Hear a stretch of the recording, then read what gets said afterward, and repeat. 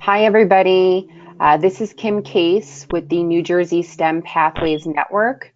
I hope everyone could hear me. We are very excited to continue our webinar series as part of the SPN's role in promoting knowledge and collaboration in STEM education in the state of New Jersey.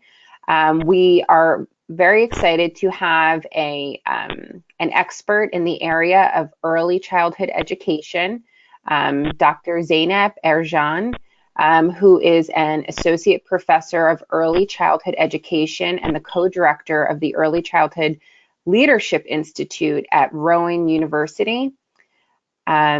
She has focused her research in the areas of professional development and looking to work with and has worked with in early childhood within the Center for Access, Success, and Equity at Rowan University.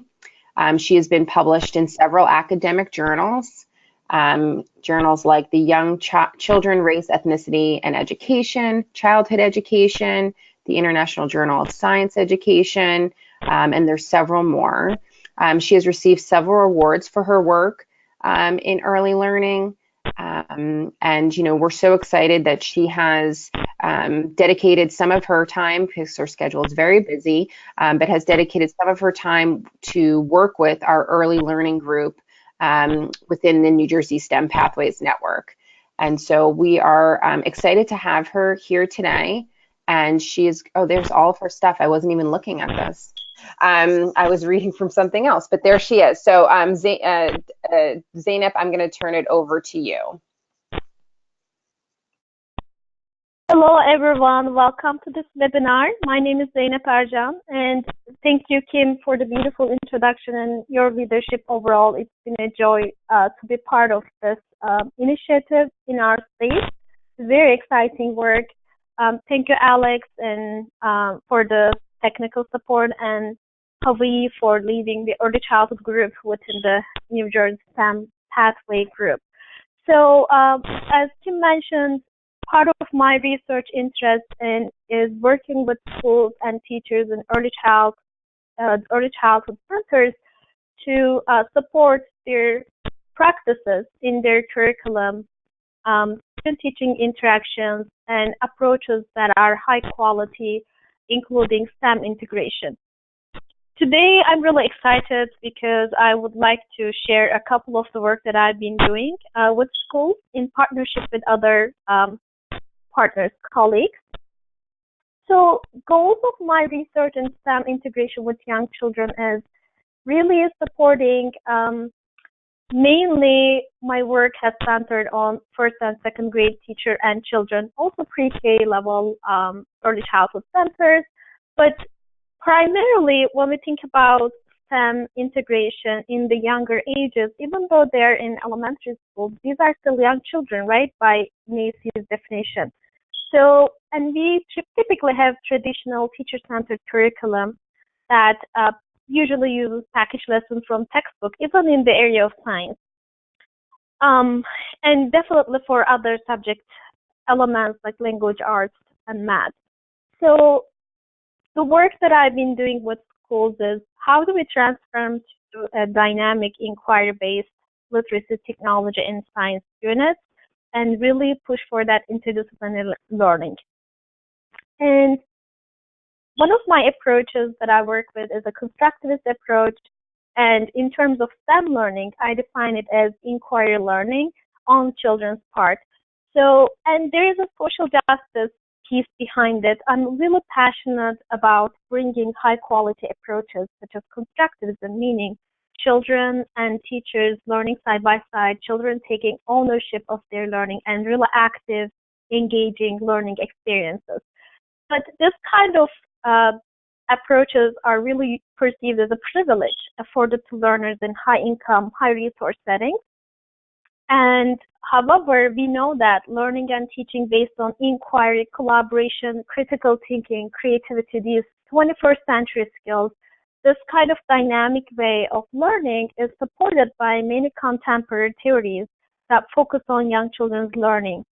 And particularly STEM learning lends itself well to the process of inquiry and collaboration, And also, especially for young children, science and social study provides a really meaningful context for literacy and math learning.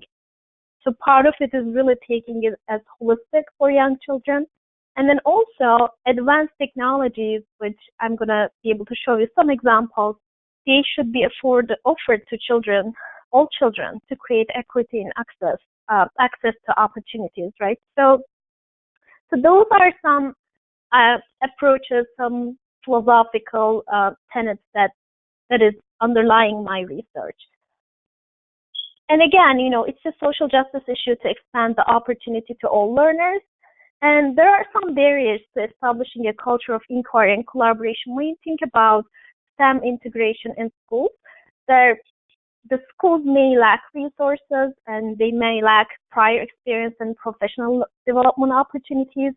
There might be teacher dispositions towards learning, especially in urban/rural settings or low-income settings in general, about the learner's, approach or disposition towards learners. And then there might be structural issues where, like I mentioned, the curriculum might be too fixated for young children to engage in that interdisciplinary realm. So some of the key ideas that I support, teachers and schools in my research is I always talk about this notion of intellectual engagement versus rote learning, not trying to narrow the learning goals on narrow academic goals, but take intellectual engagement to expand children's thinking. Creativity and inquiry versus closed-ended tasks or worksheets. And really pushing for collaboration among children versus individual assignments. And autonomy, children's autonomy in leading their own learning versus dependence on teacher in every activity. I also push this notion of technology used for learning versus entertainment. So technology to me can be a really good tool for creativity, for learning, and creating things instead of entertaining, like a passive entertainment, like when you watch TV or cartoons for children. And I call it STEM play versus scripted science content and experiments. So I want to talk about this because I think for young children, STEM learning should be based on play, should be based on exploration and inquiry versus really trying to get across so much of the science content, and you're really trying to prove that children have the correct information. If you think that way, that's very narrow. That's why when you look at the research studies, people who write about science in early childhood, they say that definitely doing hands-on learning, inquiry, exploration, are what we call STEM learning, and we should not be too much focused on just getting an experiment done in a correct way like you would do in a high school environment, or getting the science content correct, accuracy in middle school and high school. So young children's learning is definitely different. As I'm starting with these examples, then I'm going to show you how we do that then, right? So I think that's important to provide examples. And I want to acknowledge my research partners in several different studies. I have conducted, I believe, 3 or 4 studies already. Some of the most recent ones.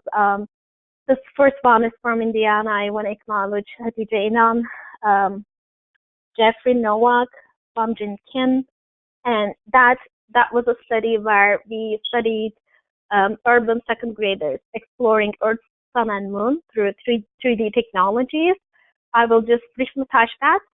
And then most recent one, at Rowan, I collaborated with Dr. Corey Brown, Nicole Kammer, and Isik-Ercan for the research analysis and really looking at urban first graders exploring dinosaurs through project-based learning and 3D technologies. And you see 3D technologies, using advanced 3D technologies is an important piece that I plug in this kind of work.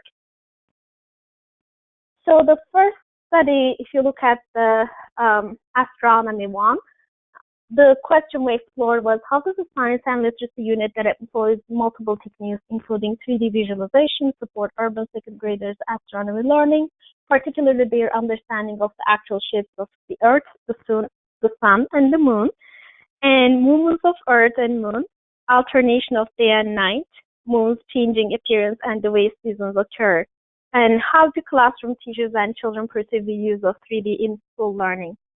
This study was done in the spirit of interdisciplinary learning, so there were opportunities for children to read and write, and to learn by doing simple experiments about day and night.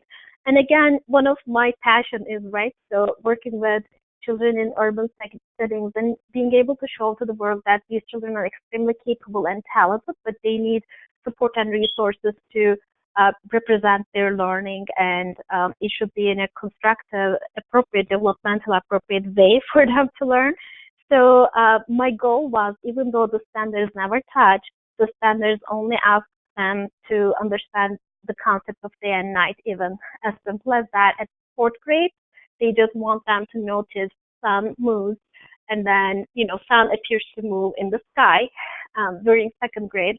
So with this study, my argument was that they can learn it earlier, but with the right tools, and they can really actively learn this.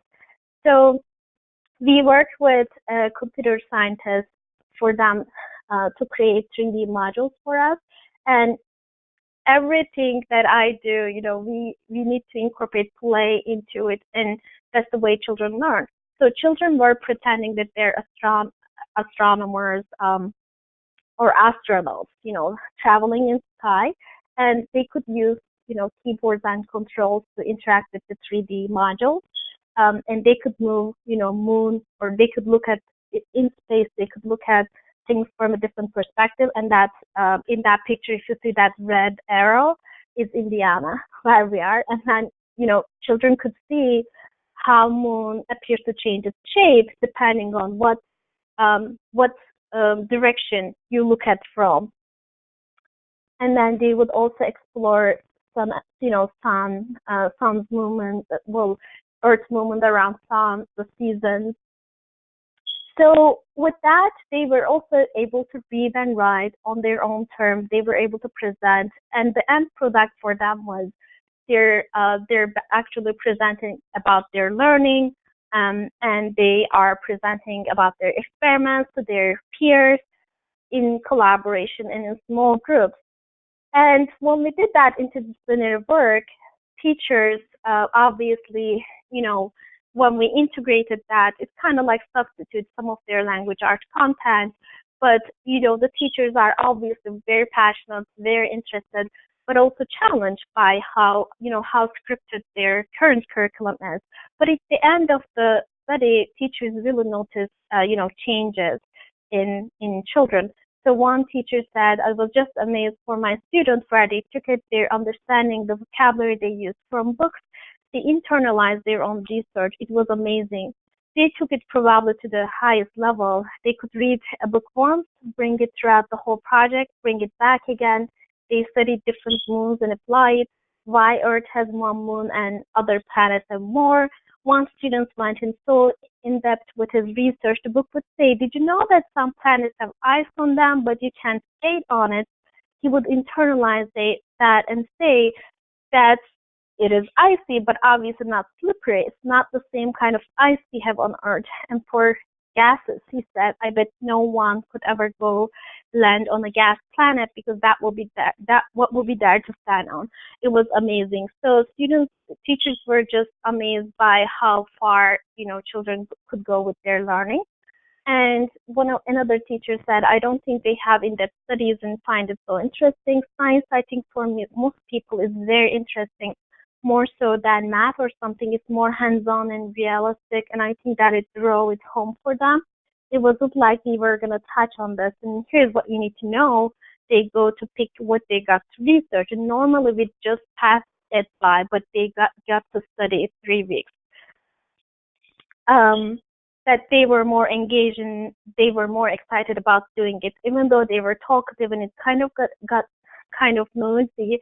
They were still learning, whereas sometimes when they're just doing a worksheet or something kind of boring, they're not engaged, they don't care about it. So definitely, STEM integration in an interdisciplinary play-based context lends itself to a high quality learning here. And definitely for some teachers, it was a challenge to keep the balance of, how they were in control of the classroom, but with children's autonomy, children are really active in their own learning. So that definitely poses a challenge to our traditional notion of, children sitting quietly and doing their work and teacher being more of the, a management in the classroom. So sometimes they were challenged with that. But so that was a little snippet of a prior study, right? So I want to focus on my most current study with urban first graders in southern New Jersey.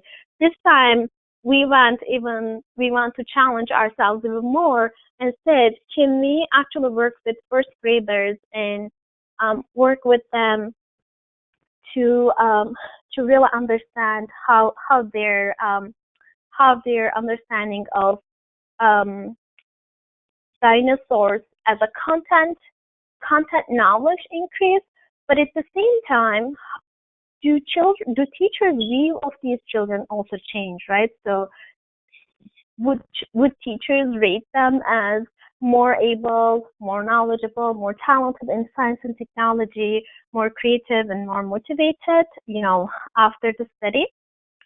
So the purpose of research was, it's a large multi-tiered STEM study in primary grade classrooms where we use an interdisciplinary unit of inquiry-based instruction and try to seek answer. How do using constructivist approaches in literacy and STEM learning build capacity and skills in young children from culturally diverse low-income communities for future learning? And our demographics were highly diverse and 91% free and reduced lunch. And so within this demographics, what happens is, the low-income communities usually don't get a lot of high-quality resources, but children are extremely intelligent and highly resourced and highly talented. So we designed a 4-week unit with the teachers, collaborated with the teachers, and we used their current day structure, their language arts unit primarily, and integrated this unit about dinosaurs. And in a lot of ways, their computer time, their language arts time, some of their arts time actually could be used for our study. So that made us really, really happy.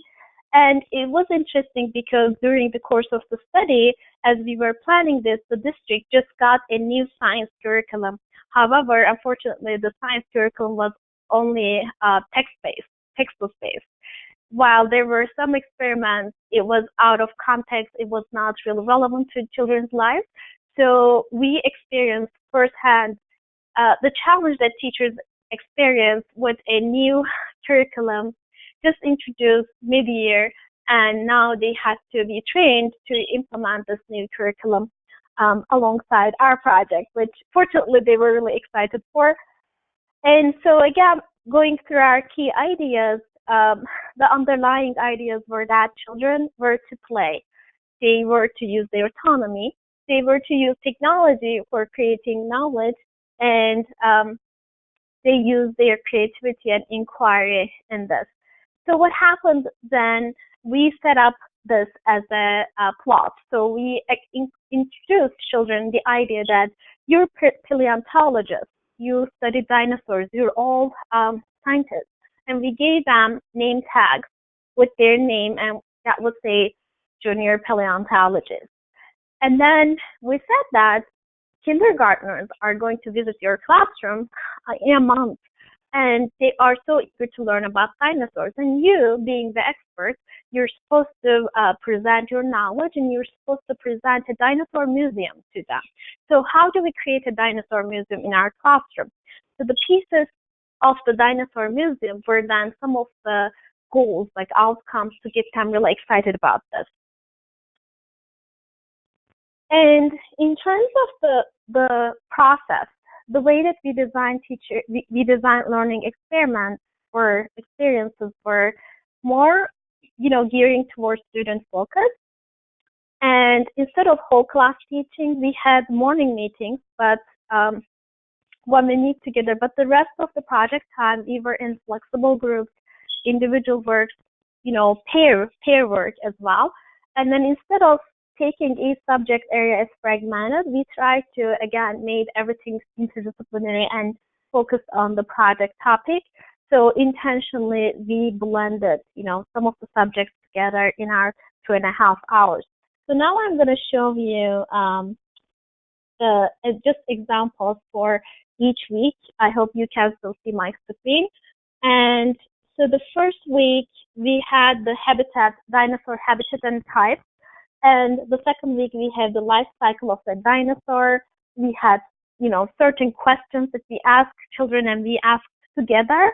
And the third week, we focused on the sizes of dinosaurs. And then fourth week, we focused on interactions among dinosaurs, like how did they move, what was their, experiences.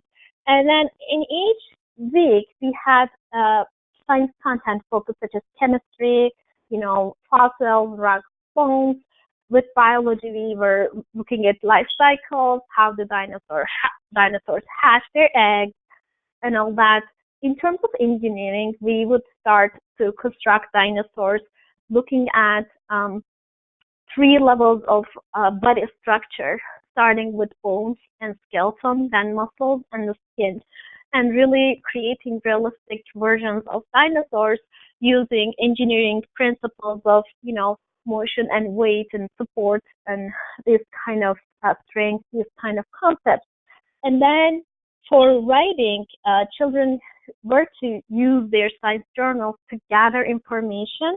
We would introduce books to classrooms. We purchased more than 50 different books and several copies of each for children's service. And we had 2 classrooms. Actually, we implemented the project, and 2 classrooms that served as control groups. So as we do that, we were able to also assess differences in, these 2 classrooms each, how would their response differ compared to prior to the study.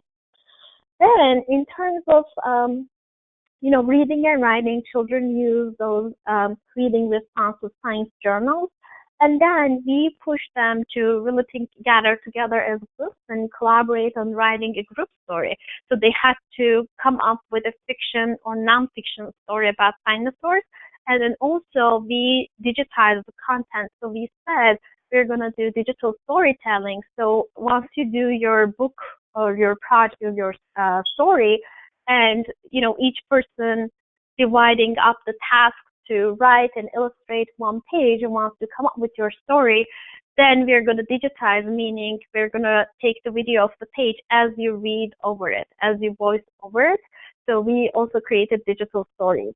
And for reading, we really introduced a lot of nonfiction books along with the fiction books, and that was a huge hit.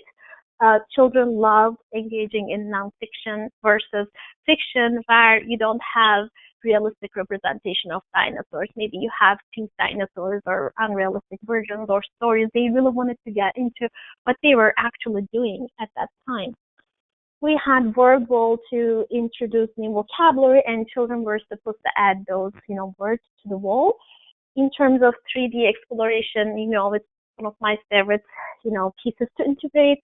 We worked with Rowan's 3D visualization center called CAVE, and we worked with George LeCaix, the director, and his engineering students to come up with 4 dinosaur modules that were like small games, so they could go to each content. And I'm going to show you some pictures. And in terms of computer time, I was able to receive a seed grant from Rowan University. Thank you, Rowan, for the support again.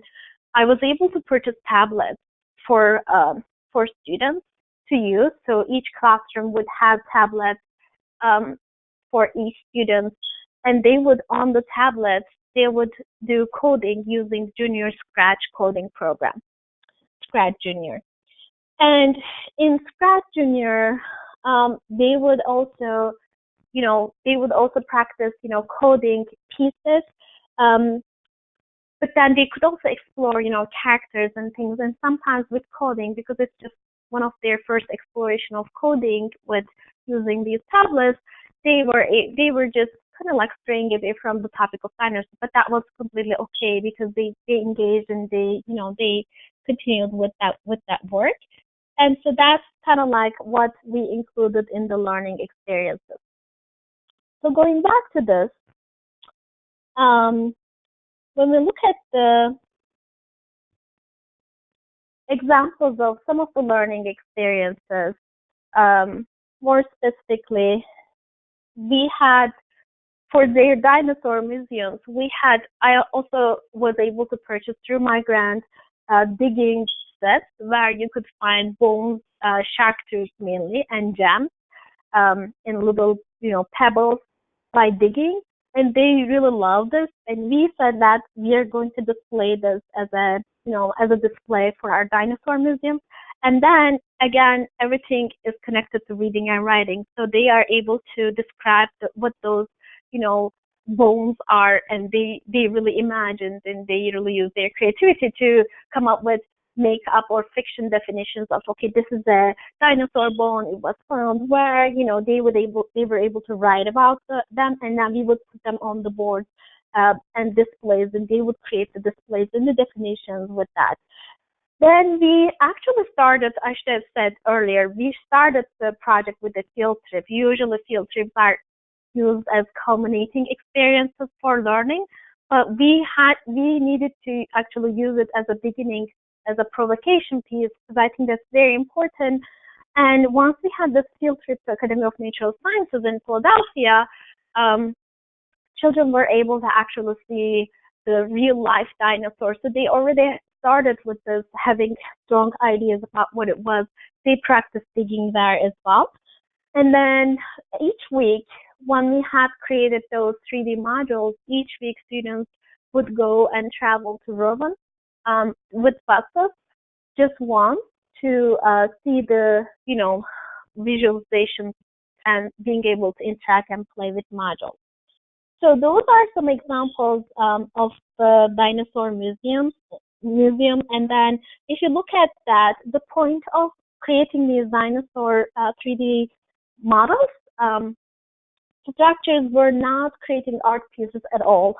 It was totally for learning. Children, as they were creating this, children were supposed to add elements, starting with skeleton, which you cannot see now, and the muscle structure as a second layer, and the thirdly, the skin layer, and all the elements that in that little dinosaur. So this dinosaur is actually, if you could see the eggs, and they are thinking about the realistic representation of the dinosaurs, like claws, teeth, and all the sort of like detail in there are not for art, but again, they're supposed to teach kindergartners about these dinosaurs. So they work hard on creating these elements, and you can see this other example picture that we sort of like laid down their dinosaurs for at the end of the project. And for instance, this one says Max is laying eggs, and sometimes they would have that description or little story to go with that. And as you can see, that this dinosaur has scales, probably Stegosaurus maybe. So, and then you could see that they have the bone. They had the bone for felt wires, pipe cleaners, but the big size pipe cleaners, and then for the muscles they had those foam pieces, and then for the skin they had the fabric. And each day they would study these dinosaurs. Again, they would write their research journals.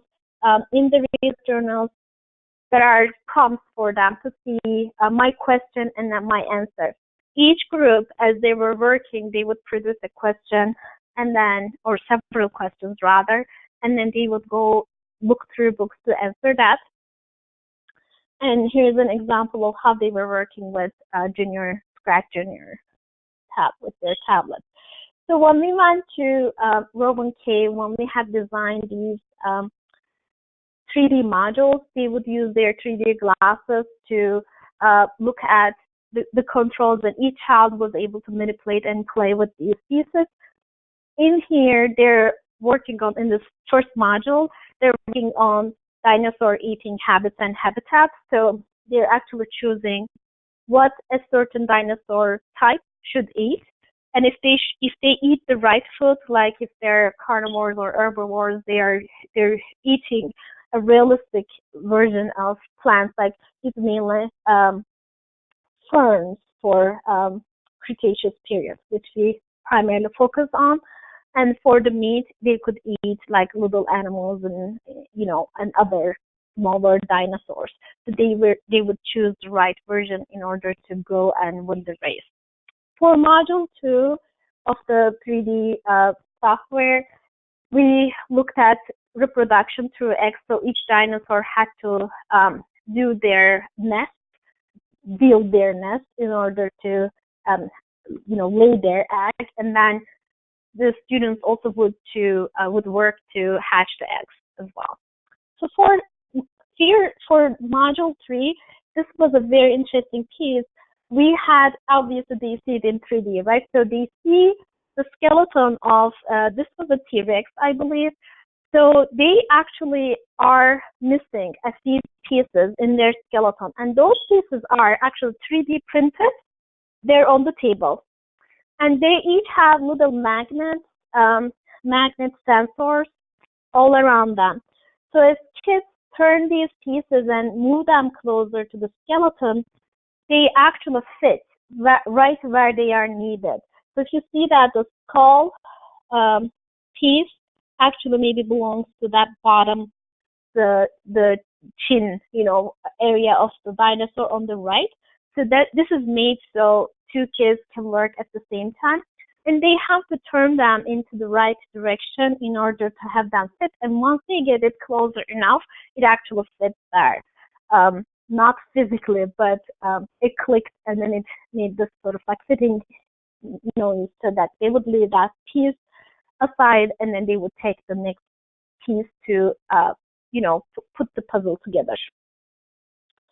And the module 4 will look through the differences between dinosaur types. So we had 4 different dinosaurs, and they would use these dinosaur strengths to move along with the dinosaur journey, reach to the target point. How did we capture the impact with all this? We used pre and post interviews with children and teachers. We had audio tape conversation of children, discussing within their teams. We observed. We used scales to measure children's view of inquiry. What do they understand from inquiry? And it's a formal scale. We used pre and post to see how they understood inquiry better. We had scales for reading motivation. And then also, again, one of the things that I'm really passionate is that really applying gifted education, high quality learning experiences to all children. And then so we were looking at whether if we use this scale for gifted children identification before and after, would teachers' perception of children's potential or capability in creativity, motivation, science, and technology increase? We use only these 4 subscales. Rainbow scale is high, it is larger than this. Then we use teacher interviews, and we also use teacher skills for culturally responsive practices. In terms of the outcomes, post-interview results indicated that each individual child believes their learning greatly increased as a result of these multiple experiences, and they mostly enjoyed participating in dinosaur bones and gems digging sets and constructing their realistic dinosaur models and interacting with 3D software in terms of learning. And they also said that the project really challenged them and provided hands-on opportunities to learn about dinosaurs. But one thing that was interesting is that the children's responses changed when we asked them, how do you learn? What do you do to learn? And they actually described, they created the dinosaurs in order to learn. So they did not even say, oh, it was fun, we played. They said, we created the dinosaur in order to learn about them. And as they were creating those pieces, obviously their memories, it was more ingrained in their brains. And then they also heavily used nonfiction books to depict and describe dinosaur bodies. And they really, truly enjoyed that. So it was so interesting when we assessed their inquiry skills before and after. 82% of students in that experiment group in that two classroom could identify specific topics for future inquiry after the project, as opposed to 36% prior. So that increased a lot. And also, 82% of students could identify multiple methods for knowledge and learning, such as like reading, writing, etc., experimenting, inquiring, exploration, compared to none in the beginning of the study. So, when we asked it, how do you learn? If you wonder something, how do you learn about this? They would say things like, I can ask my mom or dad, I can ask my teacher, I can ask my friend. But after the study, they would identify the methods that scientists use in order to learn. There was increased sophistication in their explanation, and their vocabulary increased. An example, for instance, if you look at this page, this slide, we numbered students as S7, student 7, student 9.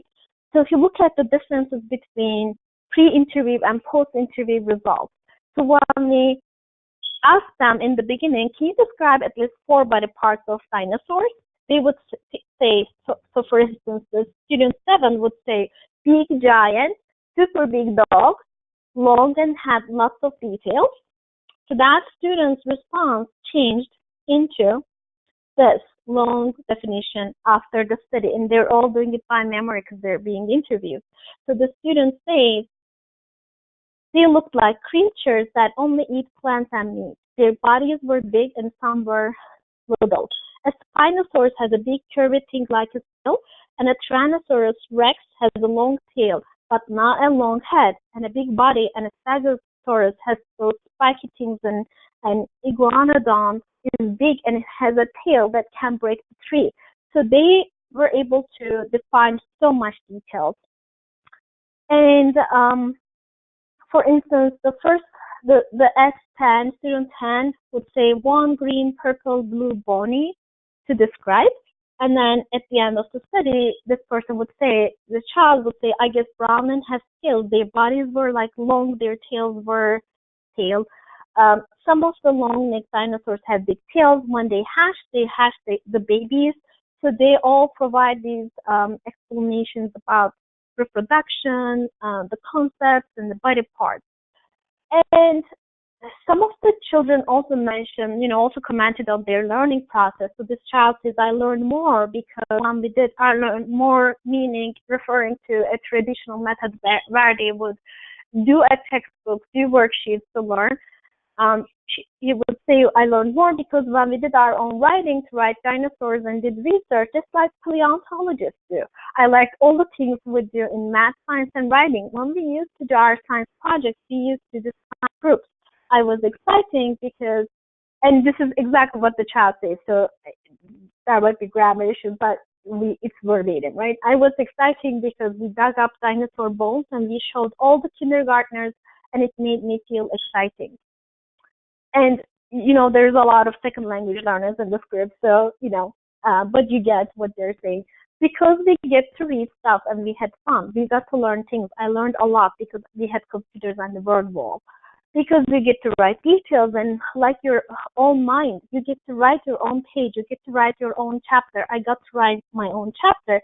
It was different because we only write about different stuff. Like today, we wrote about what can you do good. And I said reading, and we only do about dinosaurs and different stuff. It was challenging because we really write a lot, and I wrote like almost 4 pages. And in writing, we only write like 3 sentences, and that's all. I like writing more. It's fun. And then one of the things that also appeared was students' task persistence and motivation to learn. And this is an area where teachers said they were lacking in the beginning. A lot of children were lacking.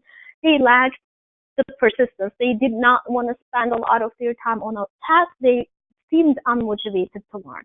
So this Miss B, the teacher, is saying normally when they have a writing activity, it's like pulling teeth with these children. Some will write and they can go on, but some will give you a sentence or two and no details, no information, and they're done and they don't want to write anymore.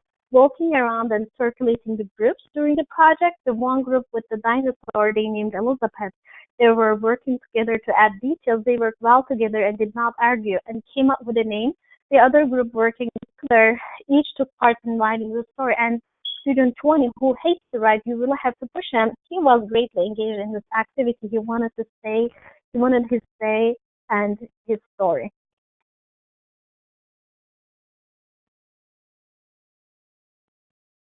I was surprised to see how focused and committed students were designing these, creating dinosaurs.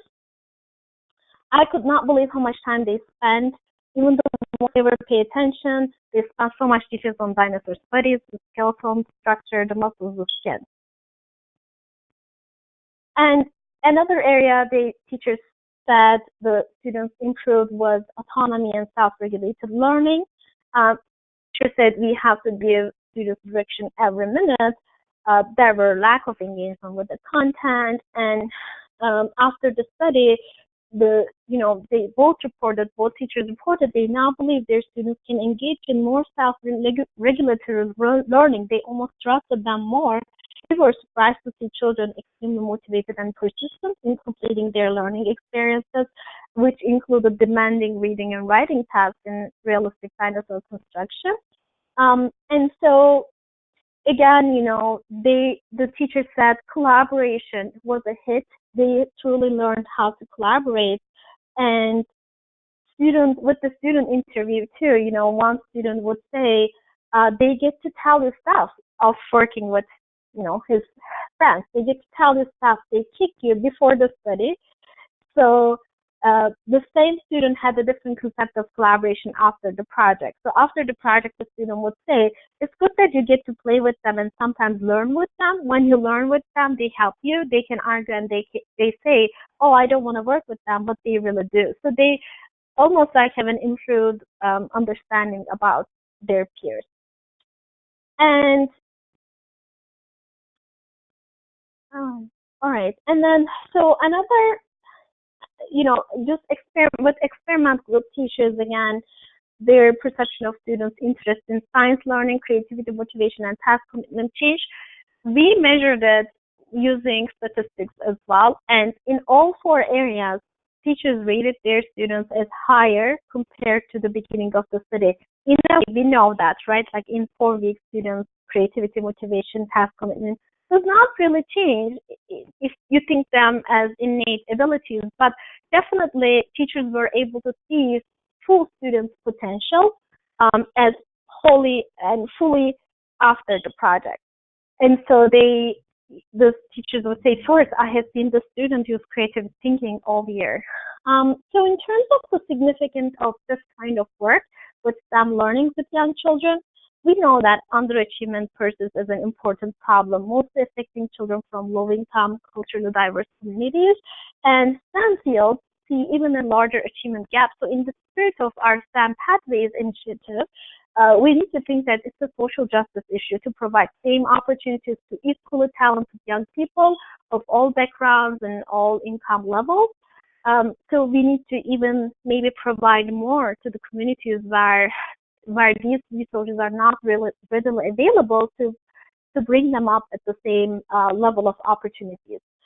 And lastly, systematic curricular and pedagogical responses are needed. So definitely think about children who are really active, engaged, and need to learn through play. We cannot expect these children to sit down and work with worksheets or textbook-based science in STEM instruction. We need to provide all learners with multimodal, developmental, appropriate, and intellectually stimulating learning experiences. So a question might come from, you might say, for instance, okay, you use 3D technologies, you use, special materials, maybe we couldn't access, or tablets, but I have done other studies where we did not have any of that as well, and it's the same results, where we integrate play, we integrate imagination. So I think the key point was these children were playing throughout the whole project. They were thinking they're paleontologists, and they have something to offer kindergartners, and we had to create this dinosaur museum. So definitely it is doable, in these places, and I've been working on supporting these schools, so I see the difference. So we need to also use constructivist learning experiences and some technology that could be available to all. Um, it could improve their motivation for learning if they use some technology. It could improve their creativity and persistence as successful future leaders. And definitely, we need to put out more empirical research, which I'm trying to do to explore best practice for STEM learning with young children, because there's not as many as the older grades. So I wanted to thank you all, and I want to go back to Alex and Kim maybe to see if you have any questions or any comments. Yeah, sure. Can you hear me really quickly? Doing a little audio test. Yes, Perfect. yes. Great.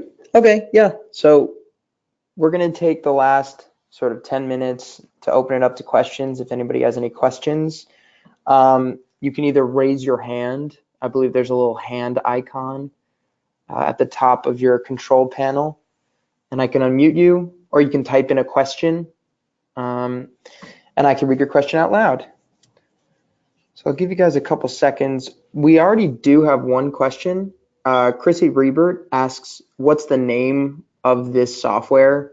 I'm assuming the dinosaur module software. That's a 3D module that the Roman 3D Visualization Center created. So it only appears in that their screen and could be viewable through 3D glasses. But if you're interested in exploring, I know that when they do school tours and things, they show these modules to the visitors. So if you visit Roman's Cave Center, 3D Visualization Center, you could see that. But I would say, there's other 3D dinosaur modules that might be available on the internet as well. All right, great. I'll give you guys a couple more questions or a couple more seconds. If anybody wants to ask a question or raise their hand, feel free to do so. Chrissy said thank you.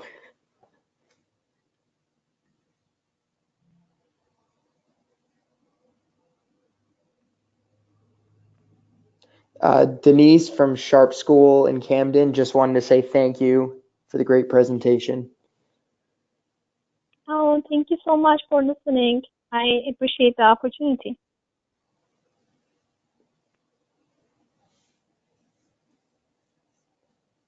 Okay, couple more. Okay, here we go. So Vinashri from NJCU wants to know, was it one classroom? Can you talk more about the student population? Yes, so we had two classrooms that served as experiment group. We had a very similar demographics in another very nearby school in the same district, in the same classroom level, first graders, and two classrooms in that particular school served as the control group. So we use the control group for both the views of scientific inquiry, to understand if children's scientific views of scientific inquiry change, and the point of using that control group was that if we saw some changes, but it was happening in the same way, both in the group that we actually did the project with, and then also the other group we did not do anything, that would show that we didn't have any impact. But the results show that actually the instrument that looks at children's inquiry actually changed in the experiment group, and the children's results changed as compared to the control group, which had somewhat similar results. Similarly, the control group results did not change much when teachers rated children's creativity, motivation, science and technology, ability and knowledge in the control group. And in experiment group, it changed a whole lot. So that's how we could tell the impact. So that's why we had the 4 classrooms participating in the study, but only 2 classrooms we were able to do the experiment. We were able to do the study with. The children population, if I could go to that page again, for this study, 57% of students were they identified as Hispanic, 30% identified as Black, 9% identified as white, 91% of students received free and reduced lunch, and all students received free breakfast in school. So that was sort of like demographics, and that included the all, across 2 schools for first grade classrooms. We and the teachers, with the teachers, we worked and collaborated to design these experiments. And then we had, in this classroom, we actually brought a few of the students from Rome to just support us in the project as well. And I think of the students identified as Hispanic, I want to say I don't have those numbers, but I would say maybe half of them or more than half would identify as English as a second language learner. So some of them also attended, ESL classes, but this classroom was not bilingual, a regular classroom. Okay, a couple more questions coming in. Is this project funded through a grant? And do you have a list of books that you used for this project? Yes, I can get the book list actually, and if I can find it in my resources, I will definitely send it to Alex, and then hopefully he can share it with you or whoever is interested. And this was supported by a seed grant, as I mentioned, by Rowan University. That part helped me to support our CAVE Center, Rowan's 3D Visualization Center, to create the modules. So it supported engineering students' time to create the modules.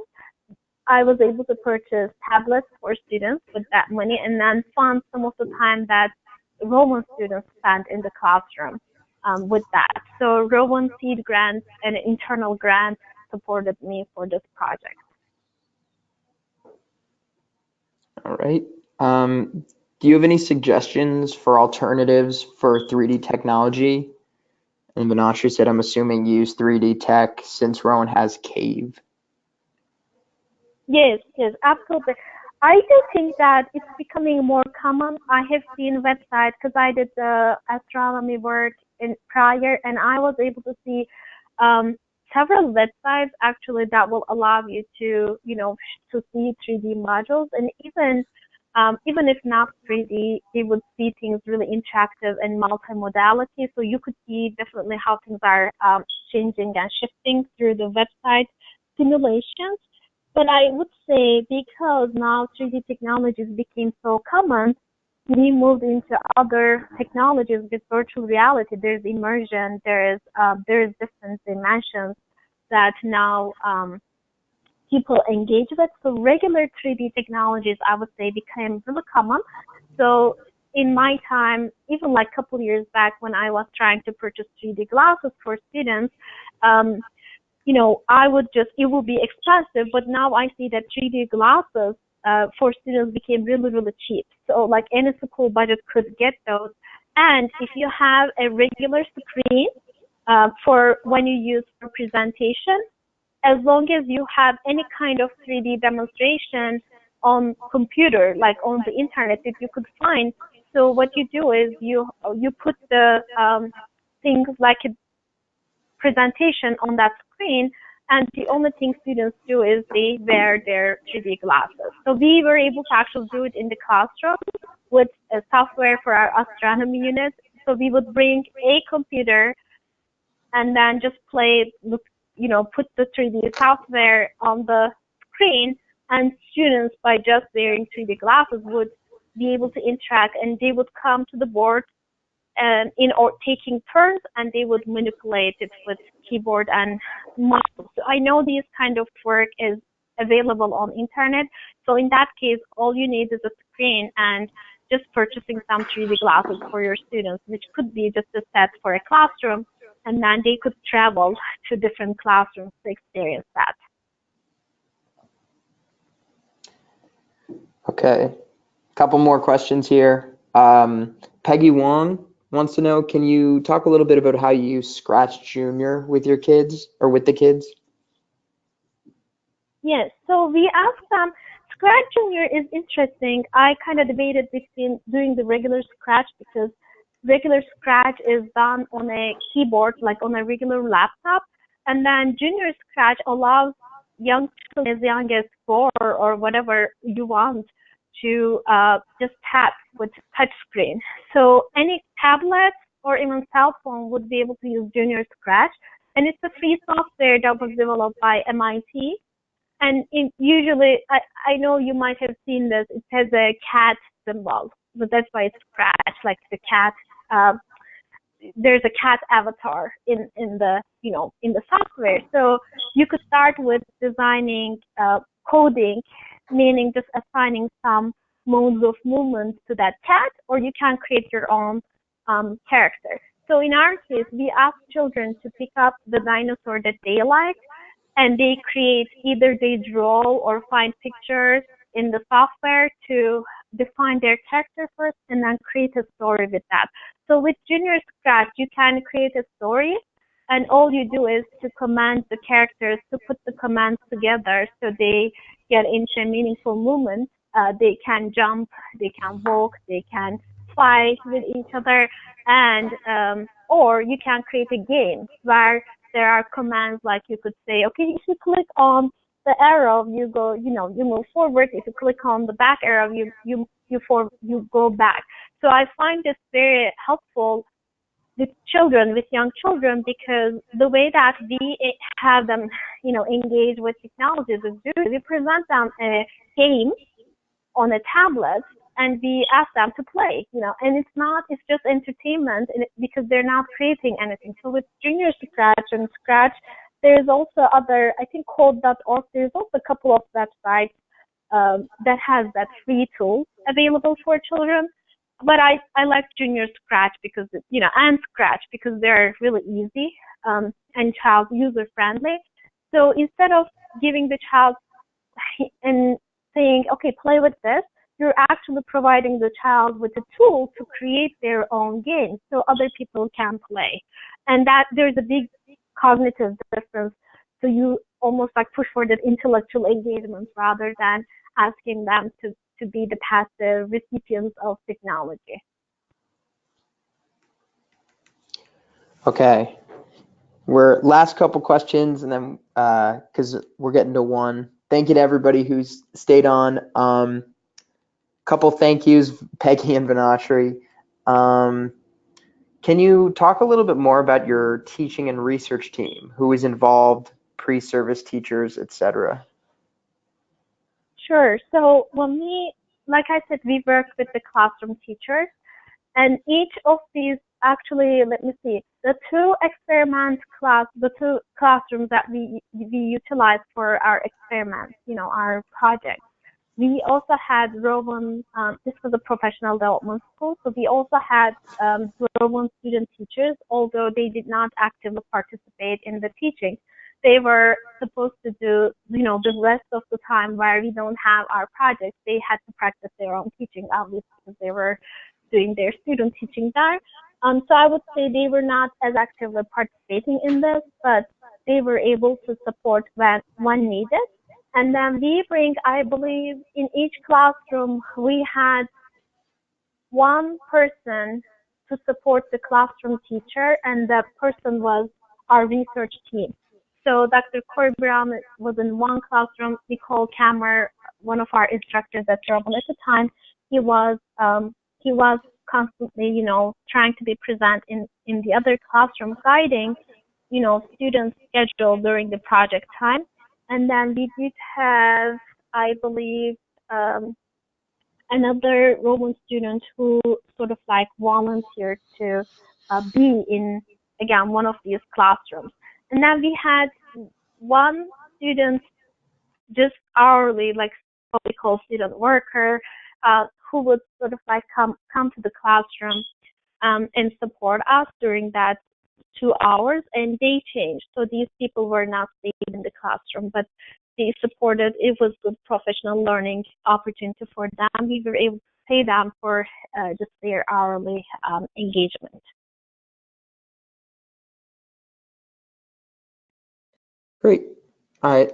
Last question is just, and we kind of referenced this, but would you mind sharing any web-based resources that you recommend for 3D? Yes, absolutely. I would look into that. I think more examples came to mind in terms of astronomy, the way that you could like look into simulations of how the planet move and Earth moves. I will definitely look into that and send some examples to Alex as well. Yep. And then I can disperse everything to everybody who registered. Great. And that's all for questions. So, okay. Well, I would say it looks like it's about time. Zeynep, thank you so much for a great presentation. We got a lot of thank yous in the comments. So this presentation, this entire webinar recording will be available on the STEM Pathways Network YouTube page, and we will be dispersing a link to that YouTube page in a follow-up email, so look out for that. Thank you again to our fantastic speaker. Thank you to everybody who took some time to listen to us today, and we hope you have a great rest of the day. Thank you all. Thanks for reminding me. Perfect. All right.